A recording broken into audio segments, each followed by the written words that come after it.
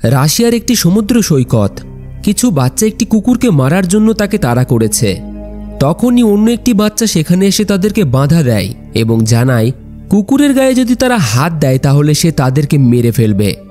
এর সাথেই দৃশ্য পরিবর্তিত হয় প্রায় 20 বছর পরে। ইগর গ্রুম হল রাশিয়ান পুলিশ ইন্সপেক্টর, খুবই সৎ একজন পুলিশ। সে কিছু ডাকাতের পিছু করছে। ডাকাতগুলি ব্যাংকে ডাকাতি করেছে। ইন্সপেক্টর হওয়ার সত্ত্বেও ইগর নিয়মের ঊর্ধ্বে কাজ করে। তার অপরাধীদের ধরার এক প্রকার স্টাইল রয়েছে। একাই কাজ করতে পছন্দ করে সে, কারো সাহায্য তার লাগে না। ডাকাতগুলি পুরো শহরে তাদের গাড়ি ছুটিয়ে যায়। ইন্সপেক্টর ইগর তবুও তাদের পিছু ছাড়ে না। তারা একটি বাসকে সজোরে ধাক্কা মেরে সেখান থেকে পালানোর চেষ্টা করে, কিন্তু আমি আগেই বলেছি ইন্সপেক্টর ইগর তার নিজের স্টাইলে কাজ করে থাকে। একটি নোংরা ফেলার গাড়ি নিয়ে সজোরে ডাকাতদের গাড়িটিতে ধাক্কা মারে। এদিকে শহরের পুলিশ কমিশনার নিউজ রিপোর্টারদের কাছে শহরের উন্নতি, পরিষ্কার পরিচ্ছন্নতা এবং অপরাধ কমে যাওয়ায় পুলিশের যে ভূমিকা সে বিষয়ে ইন্টারভিউ দিচ্ছিলেন। তবে সেই মুহূর্তেই ইগর ডাকাতদের গাড়িটিতে ধাক্কা মারতে মারতে একটি পুরনো মনুমেন্ট ভেঙে সেখানে এসে পৌঁছায়। আর যাই হোক, ডাকাতগুলিকে শেষমেশ সে ধরেই ফেলে, কিন্তু শহরের বেশ কিছু জায়গায় অনেক টাকার ক্ষতি হয়ে যায়। দেখানো হয় শহরের পুলিশ স্টেশনকে, যেখানে এডওয়ার্ড নামের একজন নতুন অল্পবয়স্ক ড্রয়িং আর্টিস্ট নতুন কাজে যুক্ত হয়েছে। সাধারণত যারা অপরাধীদের ছবি এঁকে থাকে। তো যাই হোক, সে পুরো পুলিশ স্টেশনটাকেই ঘুরে ঘুরে দেখছিল, যেখানে শহরের অনেক সাধারণ মানুষ তাদের সমস্যার সমাধান করার জন্য পুলিশ স্টেশনে ভিড় করেছিল। কারোর পার্স হারিয়ে গেছে, আবার কারোর প্রতিবেশীর সাথে ঝগড়া হয়েছে। ঠিক সেই মুহূর্তেই কমিশনার প্রচণ্ড রেগে পুলিশ স্টেশনে এসে পৌঁছায় এবং ইন্সপেক্টর ইগরকে তার কেবিনে পাঠাতে বলে। এদিকে ইগর তো বেশ আরামেই কয়েদিদের সাথেই জেলে ঘুমাচ্ছে। সে প্রায়ই অপরাধীদের ধরার জন্য এই রকম অকাজ করে থাকে এবং প্রত্যেকবারই কমিশনার তাকে চাকরি থেকে বরখাস্ত করতে গিয়ে করতে পারেন না। এর পিছনেও একটি কারণ আছে। ইগর কমিশনারের কেবিনে যাওয়ার আগে সকলের সাথে বাজি ধরে যায় যে আজ তাকে চাকরি থেকে বার করে দেওয়া হবে কি না। আর এটা প্রায়ই তারা করে থাকে। তবে আজ হয়তো তাকে আসলেই চাকরি থেকে বরখাস্ত করে দেওয়া হবে, কারণ কমিশনার বেশ রেগেই রয়েছে। এজন্য পুলিশ স্টেশনের সকলেই বাজি লড়ে। কমিশনার প্রত্যেকবারের মতোই তাকে একটি কথা বোঝানোর চেষ্টা করে যে সে কেন একাই ওই ডাকাতগুলির পিছু করছিল। এতে তার সাথে সাথে সাধারণ মানুষেরও তো বিপদ হতে পারত। তাছাড়াও আজ তো তার ছুটির দিন। ইগর একই উত্তর দেয় যে একাই কাজ করতে সে পছন্দ করে, কারোর সাহায্য তার চায় না। পুলিশ কমিশনার প্রচণ্ড রেগে যায়। তবে আর যাই হোক, ইন্সপেক্টর ইগরের জন্যই শহরের অপরাধ অনেকটাই কম। যেভাবেই হোক সে অপরাধীদের সাজা তো দিয়ে থাকে তার একেবারে নিজের স্টাইলে। আর তার কারণেই তো মানুষের চোখে পুলিশের সম্মান অনেকটাই বেশি। তবে আজ হয়তো একটু বেশি হয়ে গেছে। বাইরে সবাই কেবিন থেকে কমিশনারের জোরালো আওয়াজ শুনে আরও টাকা বাজি লড়ে। কমিশনার প্রত্যেকবারের মতোই তাকে চাকরি ছেড়ে দেওয়ার পেপারে সই করতে বলে। তাকে চাকরি থেকে বার করে দেওয়া হবে। ইগরও কোনো কথা না বলেই সই করে দেয়। কিন্তু কমিশনার একটা জিনিস জানতো, পুরো ডিপার্টমেন্ট মিলে যতটুকু কাজ করতে পারে ইগর একাই সেটা করে দেখায়। যার কারণে ঠিক সেটাই হয়। প্রত্যেকবারের মতোই ইগর কেবিন থেকে বেরোনোর সাথে সাথেই কমিশনার ওই কাগজটিকে মুড়িয়ে তার ড্রয়ারে রেখে দেয় এবং এবারও ইগর বাজিতে জিতে যায়। জেতা সকল টাকা সে ওই বৃদ্ধ পার্স হারানো ব্যক্তিটিকে দিয়ে দেয়। মনের দিক থেকে ইগর খুবই ভালো এবং সৎ মানুষ ছিল। মানুষকে সাহায্য করতে সে পছন্দ করত। এদিকে ইতিমধ্যে নিউজে দেখানো হয় শহরে ওই ব্যাংক ডাকাতির কারণে ব্যাংকের সকল কাস্টমার তাদের টাকা ফেরত নেওয়ার জন্য ব্যাংকের সামনে আন্দোলন করতে শুরু করেছে। তাদের টাকা ওই ব্যাংকে সুরক্ষিত নেই। তবে ব্যাংক মালিক ওলগা শুধু বড় বড় ইনভেস্টর এবং ব্যবসায়ীদেরকেই তাদের টাকা ফেরত দেয়। সাধারণ গরিব মানুষদের টাকা ফেরত দিতে সে মানা করে দেয়। নিউজে পরবর্তী খবর ছিল শহরের সবথেকে ধনী ব্যক্তির ছেলে মদ্যপ অবস্থায় ছোট্ট একটি অসহায় বাচ্চাকে ধাক্কা মেরে ফেলেছে, যে অনাথ আশ্রমে বড় হয়েছে। আজ এই কেসের সাজা হবে। ইন্সপেক্টর ইগরই তাকে গ্রেপ্তার করেছিল। তাকে কোর্টে নিয়ে যাওয়া হয়, যেখানে ওই বাচ্চা মেয়েটির ভাই বিচারকের কাছে শুধু এটাই দাবি করে তার ছোট্ট অসহায় বোনের মৃত্যুর দোষী মানে কিরিল নামে ওই ধনী ব্যক্তির ছেলেটির যাতে সাজা হয়, যাদের কাছে সাধারণ মানুষের কোনো দামই নেই। তবে তার পক্ষে বলার মতো তো কেউই ছিল না। বিচারক থেকে শুরু করে সকল আইনজীবীকেই ওই ধনী ব্যক্তি কিনে রেখেছিল। একটি ছোট্ট ফুটফুটে বাচ্চার জীবনের থেকে তাদের কাছে টাকাটাই সব থেকে বড় ছিল। আইনজীবী, বিচারক কেউই তার কথা শোনে না। কিরিলকে ছেড়ে দেওয়া হয়। এই সকল নাটক ইগরের দেখা ছাড়া আর কোনো উপায় ছিল না। রিপোর্টারদের কাছে কিরিল জানায় ইন্সপেক্টর ইগর নাকি তার উপর অত্যাচার করেছে, তাকে বিনা দোষে গ্রেপ্তার করেছে। ছোট্ট বাচ্চাটির ভাই তার বোনের মৃত্যুর বিচার না পেয়ে রেগে সেখান থেকে চলে যায়। তবে সেই অনাথ আশ্রমের একজন টিচার ইগরের সাথে দেখা করে। তার ভয় হয় যে ওই বাচ্চাটির ভাইয়ের কিরিল যেন কোনো ক্ষতি না করে।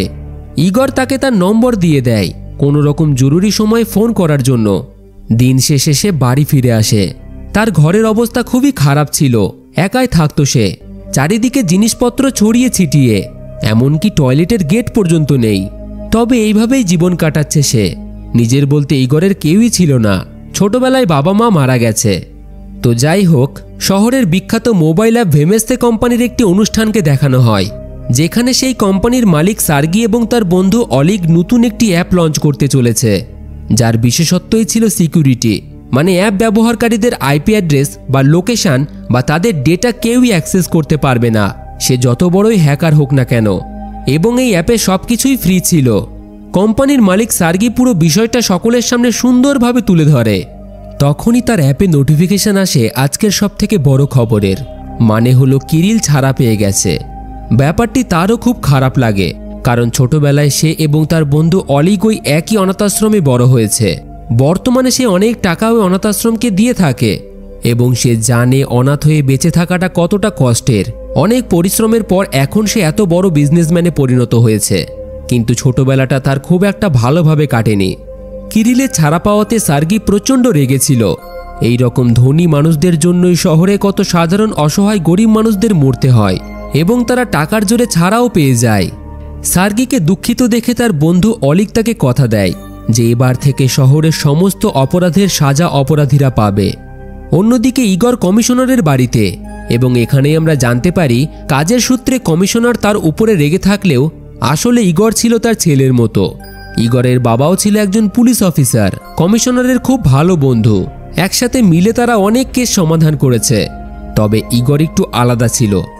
সেই সময় অনাথ আশ্রমের টিচার তাকে কল করে জানায় ওই মৃত বাচ্চা মেয়েটির ভাইকে খুঁজে পাওয়া যাচ্ছে না, হয়তো সে কিরিলকে মারার জন্য গেছে।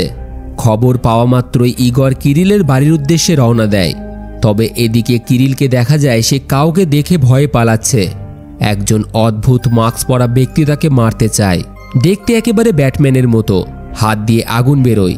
কিরিল তার গাড়ি নিয়ে পালানোর চেষ্টা করে, তবে সেই মাস্ক পরা ব্যক্তি তাকে কোনো সুযোগই দেয় না, আগুনে পুড়িয়ে মেরে ফেলে।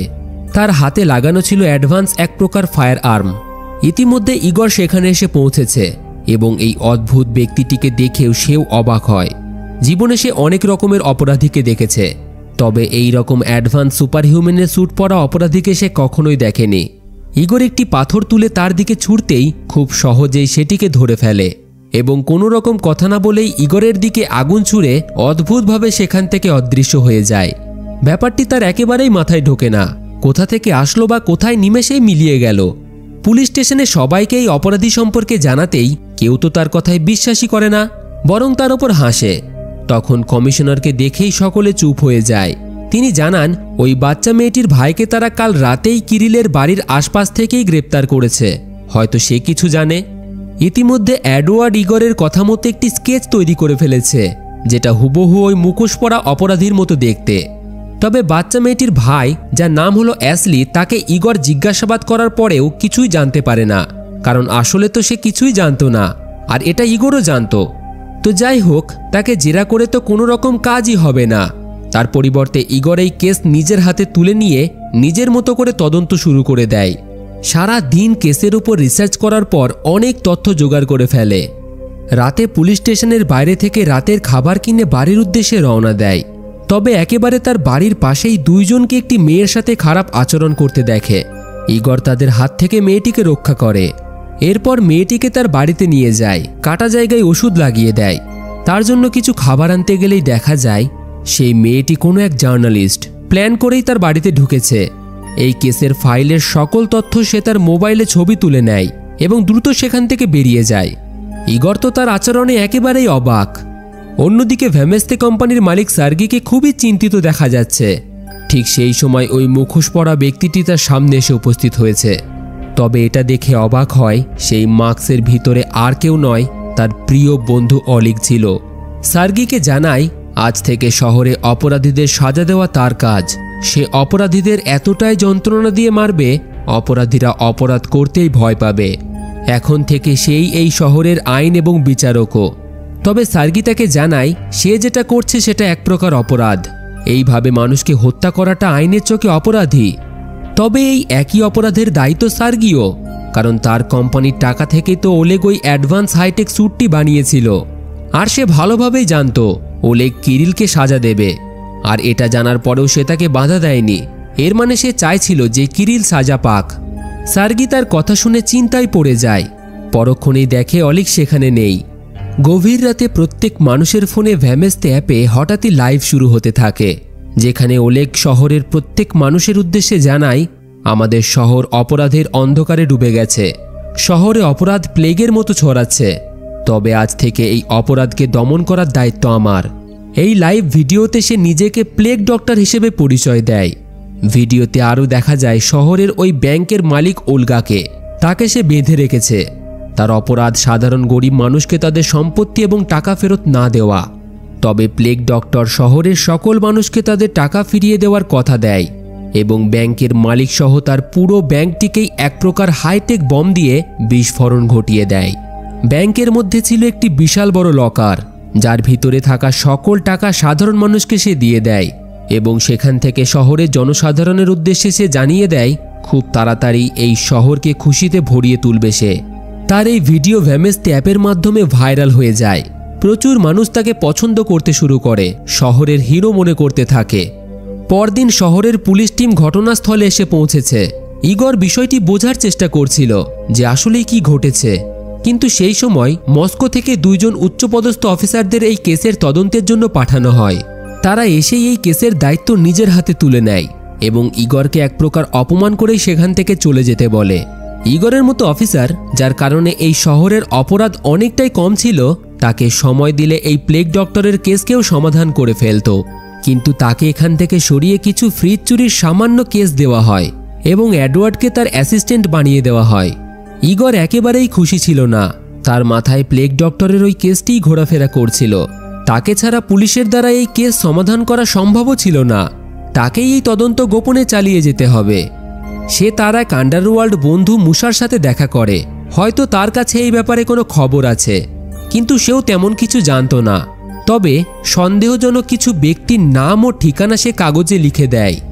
এরপর তারা দুইজনেই সেই সব ঠিকানা অনুযায়ী এক একজন ব্যক্তিকে জেরা করে, তাদেরকে মারধর করে।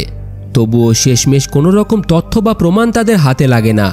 তখনই ইগরের কিছু একটা মনে পড়ে যায়।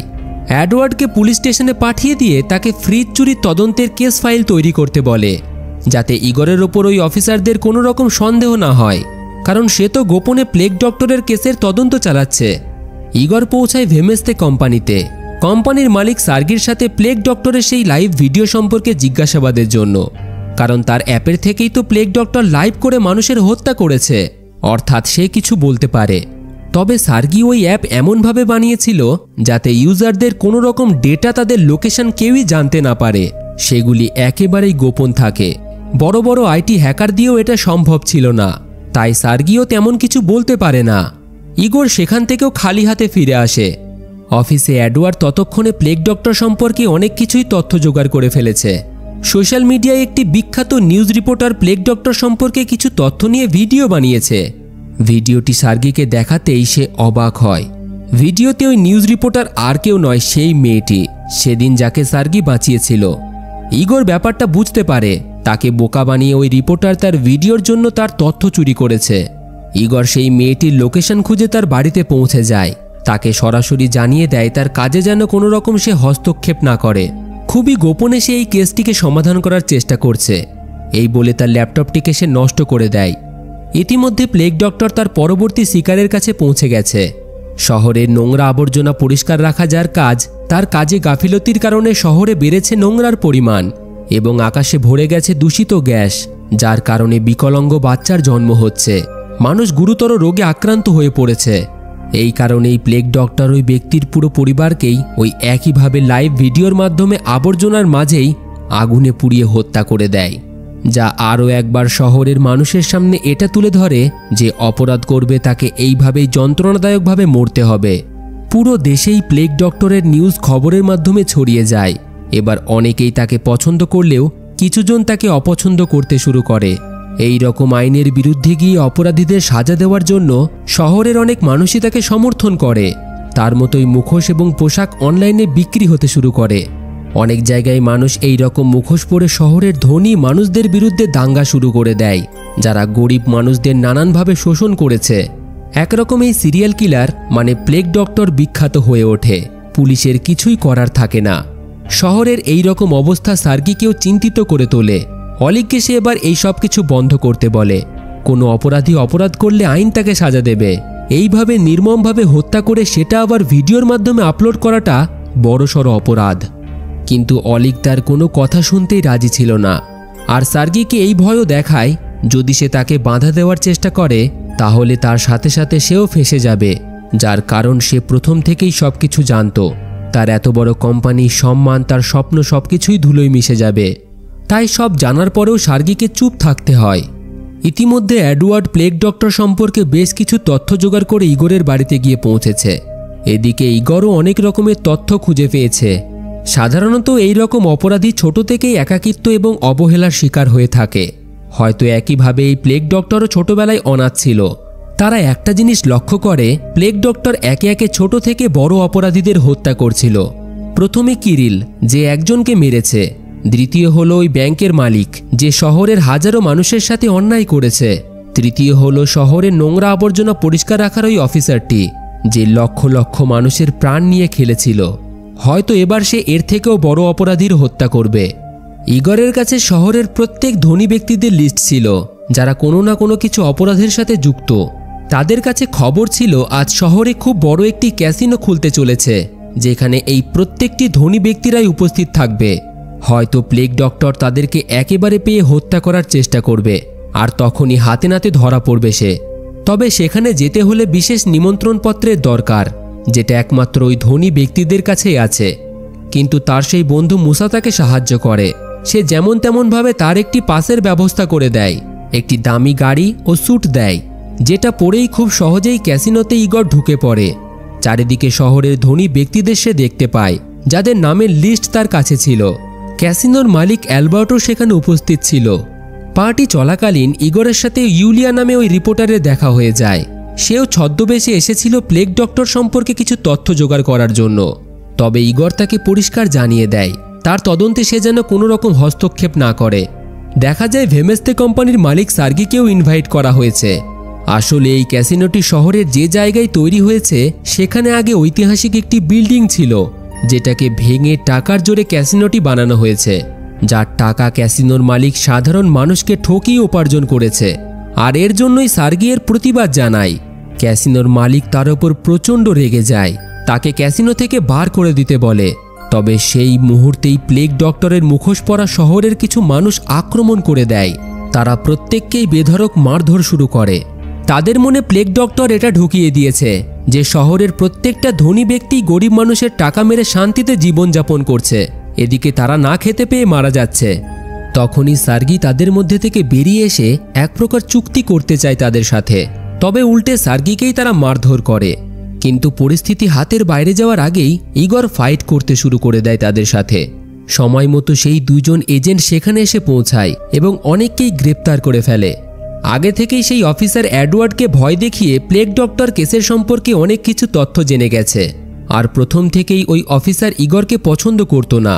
সে শুধু সুযোগের অপেক্ষায় ছিল যে কখন ইগর একটি ভুল সিদ্ধান্ত নিয়ে বসে, যার কারণেই সেই রাতেই গোপনে ইনভেস্টিগেশন করা, পুলিশের ক্ষমতার অপব্যবহার করা আরও নানান রকম দোষের কারণে ইগরকে চাকরি থেকে বার করে দেওয়া হয়। পুলিশ স্টেশনে সকলের মন উদাস ছিল। ইগরের মতো সৎ এবং সাহসী পুলিশ অফিসারের জন্যই শহরে অপরাধ অনেকটাই কম ছিল। তবে আজ বিনা দোষে তাকে চাকরি থেকে বার করে দেওয়া হয়। কমিশনার কিছুই করতে পারে না, কিন্তু ইগরের পাশে থাকে সে। ধীরে ধীরে শহরের অবস্থা আরও খারাপ হয়ে যায়। বাচ্চা থেকে বুড়ো সবাই প্লেগ ডক্টরকে তাদের হিরো মনে করতে থাকে। ইগরের মনে হয় এইভাবে হাতের ওপর হাত রেখে বসে থাকলে চলবে না, আবারও তদন্ত শুরু করে দেয়। সে ওই জার্নালিস্ট ইউলিয়ার কাছ থেকে জানতে পারে সার্গি নাকি ওই একই অনাথ আশ্রমে বড় হয়েছে, যেখানে ওই ছোট্ট বাচ্চা মেয়েটি এবং তার ভাইও থাকতো। এবং সব থেকে বড় ব্যাপার হলো সে পৃথিবীর বিখ্যাত অস্ত্র বানানোর কোম্পানির সাথে কিছু ডিল ফাইনাল করেছে। তার মনে কৌতূহল জন্মাতেই সে ওই অনাথ আশ্রমে গিয়ে পৌঁছায় এবং এমন কিছু তথ্য সে হাতে পায় যেটা এই কেসের মোড় ঘুরিয়ে দেয়। সেই সকল প্রমাণ নিয়ে সে পৌঁছে যায় সার্গির কাছে। ঠিকই ধরেছেন, হ্যাঁ, সার্গিই হলো সেই খুনি, মানে প্লেগ ডক্টর। তবে কথাটি মানতে সে অস্বীকার করে। আর আসলেই তো আমরা দেখেছি যে সার্গি আসল প্লেগ ডক্টর নয়, সেটা হলো তার বন্ধু অলিগ। কিন্তু এখানেই লুকিয়েছিল একটি বড় টুইস্ট। অলিগ নাকি জীবিতই নেই, সে 1 বছর আগে সিরিয়াতে মারা গেছে। অলিগ ছিল একজন আর্মি এবং অনাথ আশ্রম থেকে যে ডায়েরি এবং খাতাটি সে পেয়েছে তার মধ্যে আঁকা ছবিগুলি সার্গি এঁকেছিল। কিন্তু আমরা দর্শকরা সেই ঘরে অলিগকেও দেখতে পাই প্লেগ ডক্টরের পোশাকে। সার্গিও তাকে দেখে, তবে অবাক ব্যাপার ইগোর আর তাকে দেখতে পায় না। হঠাৎই সার্গি তার মাথায় সজোরে আঘাত করে অজ্ঞান করে দেয় এবং এখানেই আমরা জানতে পারি সার্গির মধ্যে ডুয়েল পার্সোনালিটি ডিসঅর্ডার রয়েছে, মানে 2 রকমের পার্সোনালিটি বা ব্যক্তিত্ব। প্লেগ ডক্টর আসলে সার্গিই ছিল। ছোটবেলার সেই দৃশ্যটি দেখানো হয়, কুকুরটিকে যে বাচ্চাগুলি তাড়া করেছিল তাদেরকে সার্গি আগুনে পুড়িয়ে মারে, যে দৃশ্যটি আমাদের মুভির প্রথমে দেখানো হয়নি। এবং এইভাবেই ছোটবেলায় নানান রকম কঠিন পরিস্থিতি এবং অনাথভাবে বড় হওয়াতে তার মধ্যে নানান পরিবর্তন আসে। ওলেগের মৃত্যুর পর তার ধারণায় ওলেগের একটি আলাদা পার্সোনালিটি সৃষ্টি হয়। নিজের ধারণায় সে তার বন্ধু ওলেগকে অপরাধী সাজিয়ে নিজেকে নির্দোষ প্রমাণ করিয়ে এই সব কাজ করতে শুরু করে। তবে এবার তার পুরোপুরি আসল রূপ বাইরে বেরিয়ে আসে। এখান থেকে পালানোর আগে প্লেগ ডক্টরের ওই পোশাকটি ইগরকে পরিয়ে পুলিশকে খবর দিয়ে দেয়। যখন তার জ্ঞান ফেরে তখন চারিদিক থেকে পুলিশ তাকে ঘিরে রেখেছে। পুলিশের হাত থেকে বাঁচার জন্য ইগরকে শেষমেশ ওই ফায়ার আর্মটিকে ব্যবহার করতে হয়। তবে অনেক চেষ্টার পরেও পিছন দিক থেকে এডওয়ার্ড না জেনে তাকে অজ্ঞান করে দেয়। পুলিশ কাস্টাডিতে তাকে জেরা করা হয় সে কেন প্লেগ ডক্টর সেজে মানুষের হত্যা করেছে। তবে ওই অফিসারকে বারবার বলার পরেও এবং তার ইনভেস্টিগেশন করা প্রমাণ দেখানোর পরেও ইগরের ওপর বিশ্বাস করে না। নিউজের মাধ্যমে শহরের মানুষকে শুধু এইটুকুই জানানো হয় যে প্লেগ ডক্টরকে গ্রেপ্তার করা হয়েছে, তবে ইগরের আসল পরিচয় জানানো হয় না। ইগরের বাড়িটিকে পুলিশ ভালোভাবে সার্চ করে, যেখানে সার্গি আগে থেকেই প্লেগ ডক্টরের সকল হাইটেক অস্ত্রগুলিকে রেখে দেয়, যাতে সরাসরি তাকেই প্লেগ ডক্টর হিসেবে সাজা দেওয়া হয়। শহরের মানুষ প্লেগ ডক্টরকে গ্রেপ্তার করার কারণে পুলিশ স্টেশনের বাইরে আন্দোলন করতে থাকে, তাকে ছেড়ে দিতেই হবে, সে নাকি সাধারণ মানুষের বন্ধু। তবে আসলেই তো প্লেগ ডক্টর অলিগ এখনও অধারা ছিল। অন্যদিকে সেই জার্নালিস্ট ইউলিয়া উকিলের ছদ্মবেশে কারাগারে ইগরের সাথে দেখা করতে আসে। সে এবং এডওয়ার্ড একটি পরিকল্পনা বানিয়েছে। তারা ভালোভাবেই জানে ইগর নির্দোষ, তাকে যেভাবেই হোক এখান থেকে বার করবে তারা। সুন্দর একটি পরিকল্পনা বানিয়ে ইগরকে তারা বুঝিয়ে দেয়। ইউলিয়া সেখান থেকে যাওয়া মাত্রই এডওয়ার্ড গোপনে ইগরকে পুলিশের পোশাকে ছদ্মবেশে পুলিশ স্টেশন থেকে পালাতে সাহায্য করে। সে তাদেরকে নিয়ে তার পুরনো বাড়িতে গিয়ে পৌঁছায়। ইগর চায় না তার জন্য ইউলিয়া এবং এডওয়ার্ড কোনোভাবে বিপদে পড়ুক, তার লড়াইটা হলো একার। এই বলে তার বাবার জ্যাকেট এবং বাইক নিয়ে ভেমেস্তে কোম্পানিতে গিয়ে পৌঁছায়। সার্গি আগে থেকেই তার জন্য অপেক্ষা করছিল, সে জানতো ইগর এখানে আসবেই। সার্গি এবার শহরের সকল ধনী ব্যক্তিদের হত্যা করার পরিকল্পনা বানিয়ে ফেলেছিল, যাদের কারণে মানুষ অনেক দুঃখ এবং কষ্টে জীবনযাপন করছে। তবে এটাই কি সমাধান ছিল শহরকে সুন্দরভাবে গড়ে তোলার জন্য? দুইজনের মধ্যে মতবিরোধ সৃষ্টি হলেই ফাইট শুরু হয়ে যায়। তবে এক পর্যায়ে ইগর তাকে ধরে ফেলে। তখনই সে তার এআইয়ের মাধ্যমে তার একটি রেকর্ড করা ভিডিও আপলোড করে দেয়, যেখানে শহরের সেই সব ধনী ব্যক্তিদের নাম ছিল যারা অপরাধের সাথে যুক্ত ছিল। সার্গি নিজেকে মানুষের সামনে হিরো প্রমাণ করিয়ে শহরের সকল মানুষকেই প্লেগ ডক্টরের হয়ে ওই সকল ধনীদের হত্যা করতে বলে দেয়। মানুষ তার কথা মতো আরও হিংস্র হয়ে ওঠে। সে আগে থেকেই প্ল্যান করে রেখেছিল প্লেগ ডক্টরের যেসব অ্যাডভান্স অস্ত্রগুলি ইগরের ঘর থেকে পাওয়া গেছিল সেগুলিতে বম লাগিয়ে রাখে এবং মানুষকে আরও হিংস্র করে তোলার জন্য সেই প্রত্যেকটি বমে বিস্ফোরণ ঘটিয়ে দেয়, যার পর পুরো শহরেই দাঙ্গা লেগে যায়। রাস্তায় প্রত্যেকটা সাধারণ মানুষ নেমে আসে এবং রাস্তা চলতি ধনী মানুষদেরকে মারধর করতে থাকে, গাড়িতে আগুন ধরিয়ে দেয়, দোকানে ভাঙচুর করে। পুলিশের হাত থেকে পুরো ব্যাপারটি নিয়ন্ত্রণের বাইরে চলে গেছে। এদিকে সার্গিকেও বেশিক্ষণ আটকে রাখতে পারে না সে। ইগরকে আগুনে পুড়িয়ে মারার চেষ্টা করে। ইগর কোনো রকমে তার প্রাণ বাঁচায়। ঠিক সেই মুহূর্তেই এডওয়ার্ড এবং ইউলিয়া সেখানে এসে পৌঁছেছে। সে তাদেরকেও মারার চেষ্টা করে। এইভাবে একসময় ইগর সুযোগ বুঝে তার নিজের প্রাণের তোয়াক্কা না করে সার্গিকে নিয়ে বিল্ডিং থেকে লাফ দিতে যায়। কিন্তু বলে না, কাছের বন্ধু থাকলে মৃত্যুকেও জয় করা যায়। একেবারে ঠিক সময় ইউলিয়া এবং এডওয়ার্ড তাকে ধরে ফেলে এবং শেষমেশ সার্গিকে তারা আটক করে নেয়। তবে সার্গি জানায় তাদের কাছে তো কোনো প্রমাণই নেই যে সেই আসল প্লেগ ডক্টর। পুলিশ জানে ইগরই হলো প্লেগ ডক্টর। সেই শহরে দাঙ্গা করিয়েছে, নানান জায়গায় বিস্ফোরণ ঘটিয়েছে এবং ওই খুনগুলিও সেই করেছে। কিন্তু এর পিছনে যে তার হাত আছে সেটা পুলিশ কিভাবে জানবে? তখনই ইগরের কলার থেকে সোফিয়া একটি মাইক্রোফোন বার করে, যেটা গোপনে সে লাগিয়ে রেখেছিল যাতে তাদের সকল কথা রেকর্ড হয়ে যায়। তাদের কাছে এবার সার্গির সম্পর্কে যথেষ্ট প্রমাণ রয়েছে। পুরো পুলিশ টিম এবং কমিশনার সেখানে এসে পৌঁছেছে। সার্গিকে প্রমাণসহ গ্রেপ্তার করে তারা। তবে সেই অফিসার যে কোনোদিনই ইগরকে পছন্দ করত না, সে তো এসে উল্টো কথাই বলতে থাকে যে ইগর নাকি সকল আইন ভঙ্গ করেছে, জেল থেকে পালানোর চেষ্টা করেছে, এর কারণে তার সাজা হবে। এটা শুনে কমিশনার প্রচণ্ড রেগে সজোরে তার মুখে একটি ঘুষি মারে এবং বিল্ডিং থেকে সার্গির বিরুদ্ধে সকল প্রমাণ সংগ্রহ করে নেয়। ইতিমধ্যে সকাল হতেই পুলিশ কাল রাতে হওয়া দাঙ্গাকে শান্ত করে ফেলে। সবকিছু এখন পুলিশের নিয়ন্ত্রণে চলে এসেছে। ইগরের সেই বন্ধু মুসা সারা রাত পুলিশকে এই কাজে সাহায্য করেছে, যার কারণে সেও এখন বিখ্যাত হয়ে গেছে। শহর আবার আগের মতো হয়ে যায়। ইগর এখন তার টিম নিয়ে কাজ করতে পছন্দ করে। তার টিমে আছে নতুন দুজন সদস্য, এডওয়ার্ড এবং ইউলিয়া। এরপর থেকেই তারা তিনজনেই সকল কেস সমাধান করতে থাকে। পোস্ট ক্রেডিট সিনে দেখানো হয় সমুদ্রের মাঝে একটি মানসিক জেলে সার্গিকে রাখা হয়েছে এবং এখানেই আমরা দেখতে পাই তার অন্য পার্সোনালিটিটি, যেটা তার ওপর আরও খারাপভাবে এবং শক্তিশালী রূপে প্রভাব ফেলতে শুরু করেছে। এবং এর সাথেই মুভিটি এখানেই শেষ হয়ে যায়, যার দ্বিতীয় একটি পার্ট রয়েছে। যদি আপনারা এই মুভিটি পছন্দ করে থাকেন এবং ভিডিওটিকে লাইকের মাধ্যমে ভালোবাসা দিয়ে থাকেন, তাহলে আমরা দ্বিতীয় নম্বর পার্টের এক্সপ্লেনেশন খুব তাড়াতাড়ি নিয়ে চলে আসব। তো যাই হোক, আজকের মুভি আপনাদের কেমন লাগলো সে সম্পর্কে কমেন্টে অবশ্যই জানাবেন, আর বন্ধুদের সাথে শেয়ার করতে ভুলবেন না। এই রকম মুভি দেখার জন্য আমাদের চ্যানেলের সাথে জুড়ে থাকুন আর দেখতে থাকুন ফিল্মি গপ্প, the channel of movie lovers.